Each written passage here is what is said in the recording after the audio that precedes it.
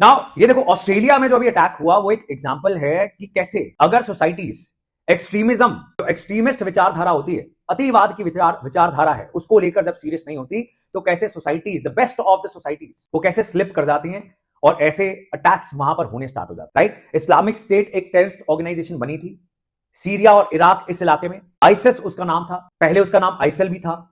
तो उसने एक नए तरीके का इस्लामिक आतंकवाद पूरी दुनिया में फैलाने की कोशिश की।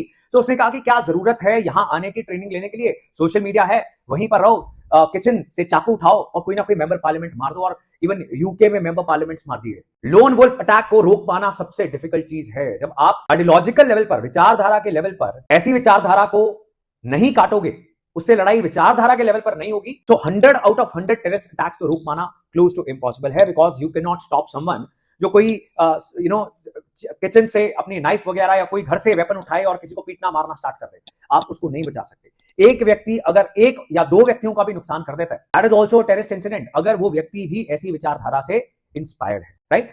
नाउ अभी सिडनी में जो बीच अटैक हुआ है वो तो लेटेस्ट एग्जांपल है, लेकिन 2014 से ऑस्ट्रेलियन सोसाइटी के अंदर जिहाद, इस्लामिक स्टेट, इस्लामिक एक्सट्रीमिस्ट विचारधारा जो है वो बहुत फैलनी स्टार्ट हो गई थी। बहुत सारे ऑस्ट्रेलियंस उन्होंने इस्लामिक स्टेट ज्वाइन कर ली जाके, जो एक पूरी दुनिया को इस्लामिक दुनिया बनाना चाह रहे थे। और खलीफा होगा एक, जैसा एक समय पर ट्रेडिशनल बिलीफ है कि खलीफा होगा, और उसने पूरी दुनिया के मैप के ऊपर अपने प्रोविंस भी बना लिए थे, मैप भी जारी कर लिया। So Australia, Germany, France, UK, यहां से बहुत सारी बच्चियां, क्रिश्चियन घरों की बच्चियां अपना सब कुछ छोड़ के कन्वर्ट होकर किसी ना किसी के साथ सीरिया और इराक में लड़ने पहुंच गई थी। मालदीव जैसी कंट्रीज में जब हमने देखा कि पर 1 लाख ऑफ पॉपुलेशन कितने लोग इस्लामिक स्टेट ज्वाइन करने गए हैं, तो बहुत सारे लोग मालदीव जैसे छोटे से देश से भी ज्वाइन करने चले गए। Now India was a society that stood out. India में जो इस्लामिक आइडियोलॉजी भी मानी जाती है, जो सूफी संतों की वजह से, सूफीज्म की वजह से, सूफी मूवमेंट की वजह से, भक्ति मूवमेंट की वजह से डाइल्यूट हो गई।